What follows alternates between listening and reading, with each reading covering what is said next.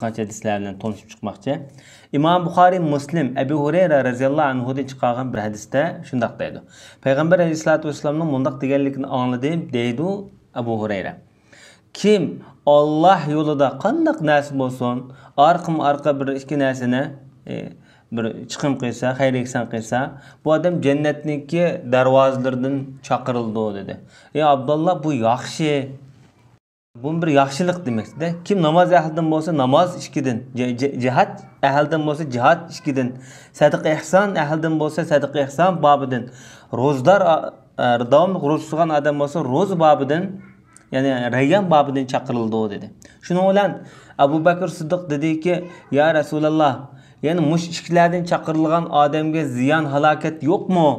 Hem aş işkinin hemmesini çakırıldığı adamı bulamdı degan vaqtida Peygamberimiz Abu Bakr senin şulardan buluşunu ümit qilma degan. Endi Abu Davud Hakim qatorliq hadis olimlari tövəndik bir hadisni bayon qilgan. Bu hadisni Abu Hurayradan Hakim sahih degan. Peygamber sallallohu alayhi vasallam shunday degan ekan. Haqiqatan sen Abu Bakr jannatga mening ummatimdan tunji bo'lib kirdigan odamsan degan. Şundaqla İmam Bukhari ve Muslim Ebu Said el-Hudri'den hadis bayan qilib, bu kishi deydi, Peygamber aleyhissalatu vesselam mundaq degan. Meli bilan o'zing hamrolik do'stlik bilan menga eng tuhf ko'rsatgan odam Abu Bakrdir. Agar Parvardigorimdan boshqa bir kishini men haqiqiy do'st tutmoqchi bo'lsam, Abu Bakrni do'st tutgan bo'lardim. Lekin islom qarindoshligiga yetar degan. Bu hadis boshida ozroq o'tdi. Bu hadis hamda Abdullah ibn Abbasning, Abdullah ibn Zubayr, Abdullah ibn Mas'ud, Jundub ibn Abdullah, Bara, Ka'b qatorliq olimlarniki, sahobalarniki yo'lidimi kelgan. Cabir ibn Abdullah, Anas ibn Malik, Ebu Vaqid el-Leysi, Ebu Mualla, Ayşe, Ebu Hureyre, İbn Ömer qatorliq sahobalardan rivoyat qilingan. Demak, bu hadisniki yo'llari nihoyatda ko'p manbalik, ya'ni ko'p yo'lliq, sanatlik, raviylik hadislarda. Demak, bu mutawatir hadislar qatorida sanaldi demakchi. Hamda İmam Bukhari Ebu Darda degan sahabadan rivoyat qilgan bir hadisda bu kishi deydi, men bir kun Rasulullahning huzurida o'ltirgan edim. Abu Bakr tuyuqsiz keliblam salom berib mundaq dedi. Men bilan Umar ibn Xattobning orasida azroq bir ish bo'lib qoldi. Men uning sal oltirab qoldim, sal ishtiglik qilib qoldim, keyin pushaymon qilib qoldim. Undan meni bir kechirgin desam, bu kechirgil unimadi. Rad qilib turib oldi. Shuni bilan sizning qarshiga keldim ya Rasululloh dedi. Ondan dediki, Allah Abu Bakr senin için günahını mağfiret qilsin deb chiqdim deb bo'lib, ondan Ömer mi kim pushaymon qilib Abu Bakrning qishig'i kelsa o'ziga Abu Bakrni topolmabdi. Shuni bilan Payg'ambar sollallohu alayhi vasallamga qishig'i kelib salom berdi. Rasulullohning huzurida chiroylari o'zgargan. Shunday holatda Rasulullohni uchratdi. Shunda Abu Bakrning nihoyat bir rahimdillik kelib, tizcha yukinib turib dediki, ya Rasululloh, men sen zulm qilib qolgan edim deb ishki qetdim shundaq dedi. Payg'ambar alayhissalatu vasallam dediki, shuning bilan meni Alloh taolo sizlarga payg'ambar qilib avatdi, sizlar yolg'onchi dedinglar meni. Lekin Abu Bakr sen rostchil deb meni tasdiq qildi. Meni o'z nafsi bilan, jini bilan, meli bilan menga g'amxo'rlik qildi. Menga mening mush qarindishimni, do'stimni men qo'yib bersanglar-chi deb ishki qetdim dedi. Undan keyin Abu Bakr hech qanday boshqalar tarafidan aziyatga uchramagan dedi. Hamda İbn Adi degan kishi Abdullah ibn Umarning hadisini shunga o'xshashroq bir mazmunda hadisini chiqadi, bayon qildi. U hadisda mundaq. Payg'ambar sallam degan ekan, "Menga bu qarindishim haqida men azob bermanglar." Alloh taolo demakchi bo'lgan bu yerda buning qilingan azob, men qilingan azob demakchida. Alloh taolo meni hidoyat bilan, haq din bilan evatgan vaqtinglarda sizlar meni yolg'onchi dedinglar. Abu Bakr rost so'zlaysa ya Rasululloh dedi. Agar Allah onu sahip, dost deb atmagan bo'lsa, sahabe deb atmagan bo'lsa, men uni o'zimga Halil, qil sig'mas Halil tutib olgan, do'st tutib olgan bo'lardim. Lekin islom qarindoshligi kifoya deb payg'ambarimiz shunday degan. Hamda Ibn Asakir Miqdam degan kishidan hadis bayon qildi. Miqdam degan o'zi kichik sahobalar qatoridan hisoblanadi. Chunki payg'ambarimiz o'lib ketgan vaqtida 4-5 yosh qatorida ekan, lekin ko'p hadis bayon qilgan, rivoyat qilgan kishi bu. Shu deydi, Aqil ibn Abi Talib bilan Abu Bakr tilashib qoldi dedi. Bular ikkilangan sahoba. Shuningdek bu kishi deydi, Abu Bakr bakrak hamda nasabni yaxshi biladigan, kishilarning tarixini yaxshi biladigan, adil tillamchiroq ekan deydi. Demakchi bo'lgan bu sifati ham shu biz ham deb sahobalarniki bu jihatdagi tarafini biz eg'iz bilan ifodalayamiz.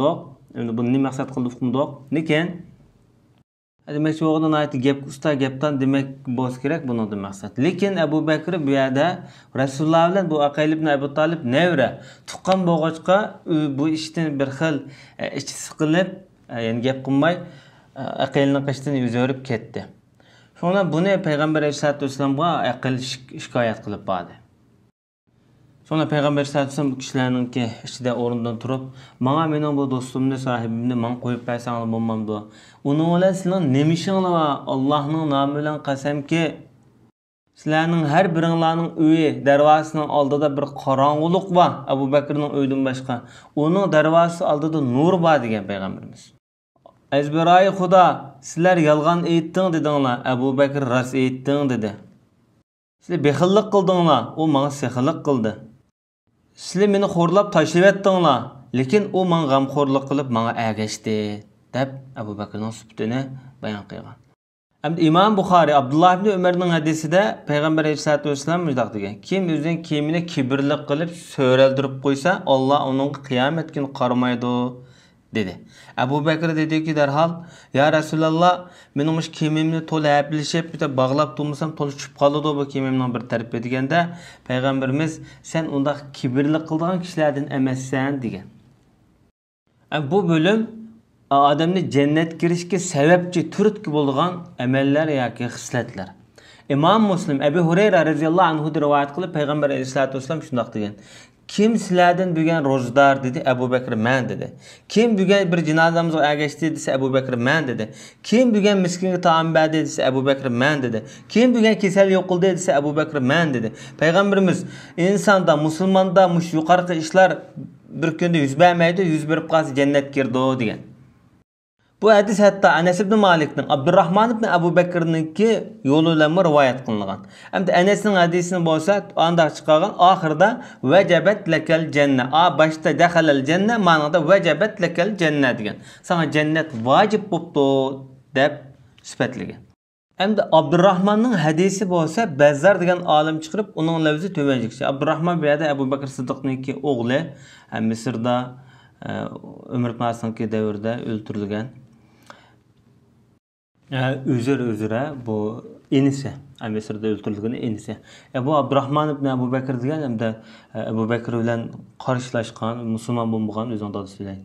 Dadasi aytdi men seni agar shu kelsa, o robro kelsan o'ldirdimi deb shunday degan. Bu odam Uhud kuni Qurayshlar tarafidan aytdi, ay dangliq, mahir usta merganimda. Bu kishi hamda shu Muaviyaniki zamonida shu o'g'li Yazidga bayat olgan vaqtida bu podshohlik tuzum qilib oldim. Buningda erkin mundaq tuzum bo'yicha bo'lish kerak hokimiyat degan deb bu podshohlik qarshi turib, bu podshohlik tuzumga. Shuning bilan buniki tutish buyruq chiqqan vaqtida Muaviya bu odam Makkaga qochib ketib, shu Makkaga kirib dunyodan ketgan. Bu hadisni mush adam rivoyat qilgan ekan, buni Imom Bazzar o'zi bayon qildi. Bu hadisning lafzi mandag'andi, Abdurrahmonning hadisi. Payg'ambar sollallohu alayhi vasallam bir kun bomdod namozi o'qib, shunaqalam sahobalar tarafga yuzlanib mundaq dedi: "Sizlarning kim bugun ro'zdor?" debdi. Umar: "Ya Rasululloh, tungi ro'za tutishni o'ylamabdi ekanman, men bugun ro'za tutmabman" degandan Abu Bakr: "Men tungi ro'za tutishni niyat qilib bugun ro'zdorman" dedi.